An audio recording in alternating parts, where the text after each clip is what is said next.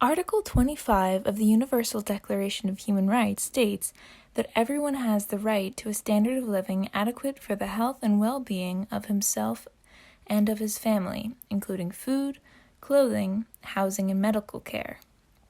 However, many in America are not able to achieve this standard of living. One significant factor in this is that the minimum wage is not enough to cover the cost of living.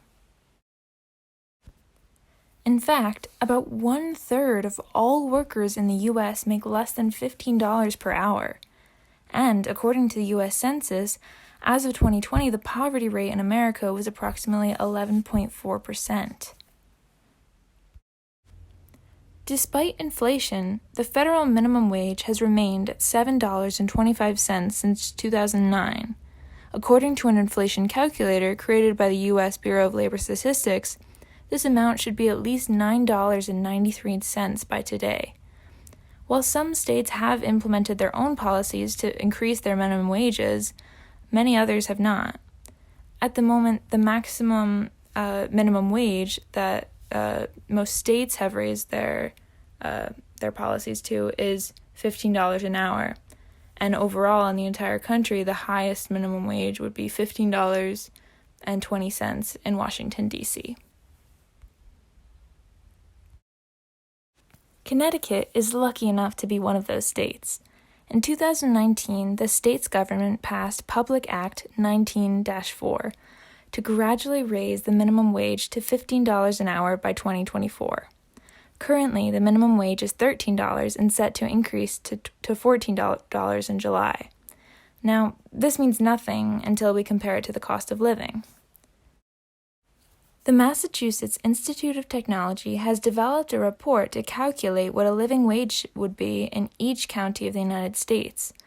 A living wage is the hourly wage a person would need to earn in order to adequately support themselves and their family based off of the cost of living in that area, if they worked full-time, year-round.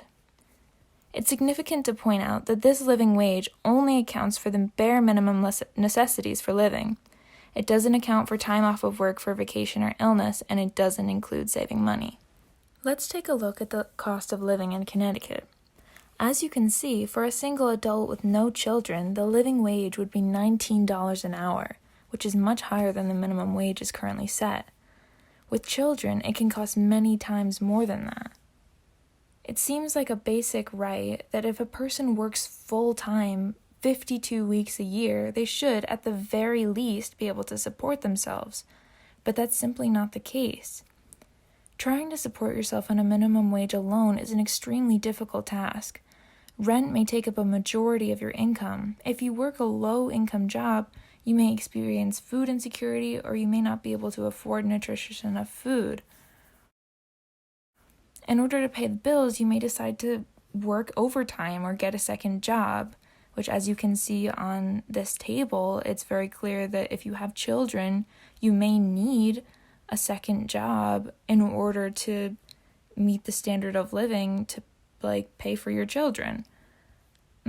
As a result of overworking, you may end up injured and need to go to the doctor.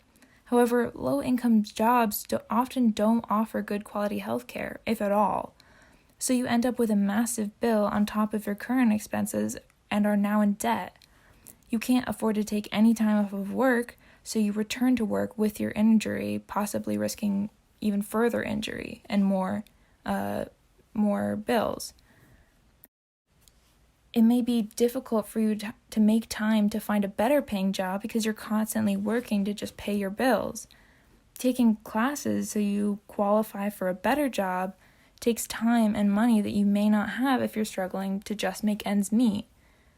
There's no room in your budget to save, so there's no way for you to prepare for retirement or for emergencies like losing your job or an unexpected injury. This situation can lead to extreme stress, which can be damaging to your body and your mind.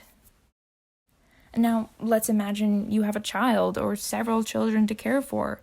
All of these issues are enhanced. Firstly, the costs to clothe and feed them is now added to your expenses. Not only that, but childcare costs a massive amount of money, so you either have to have one potential wage earner stay home to watch them, or you could pay a large sum of money for somebody to take care of them, or you could just leave the child home alone and they end up neglected. And also, a financially unstable household can be an extremely stressful environment for children to grow up in, and it can have lifelong effects on their growth and development. Hunger or a stressful home life can also make it much harder for a child to focus on school, damaging their future ability to enter higher-earning jobs. Their parents may be working so much that they aren't around to guide their children to make the right choices. Not only that, but the child's family will likely be able to afford to help send them to college as well. All of these factors can lead to a cycle of generational poverty. And this is not a quality of life that is humane for anyone. It's very clear that a $15 minimum wage is simply not enough to support oneself and one's family in Connecticut. Now, that's not to say that this increase isn't significant. It is. I got in contact with Sarah Ganong, who is the state director for the Working Families Party in Connecticut. This is a political organization that fights for the rights of the working poor and campaigns candidates who will prioritize protecting those rights. She was there in 2019 during the fight to increase Connecticut's minimum wage to $15 an hour. She said that, quote, the increase from $10.10 has absolutely made a huge positive difference for thousands and thousands of families around the state, unquote. This policy has a fantastic step in the right direction, even if there's still further to go. One of the good things about Connecticut's policy is that following 2024, the minimum wage will be increased annually according to the Employment Cost Index. Sarah explained to me that this essentially means that the minimum wage will be, quote, tied to inflation, unquote. This is extremely important because it means that as the cost of living increases, people's incomes will increase as well, so the value of their wages will not depreciate over time as it has in the past. Still, with a sub-livable wage as a starting point, the standard of living on a minimum wage will not improve even as the numbers do. What is needed is another policy to increase the minimum wage to meet the cost of living in the area. So how can we take action? Well, the first step is to become aware of the issue, which you've already done.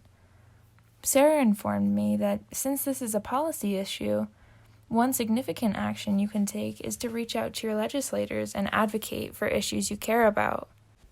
She also recommended that you discuss the issue with friends and family because this can help raise community awareness of the issue overall.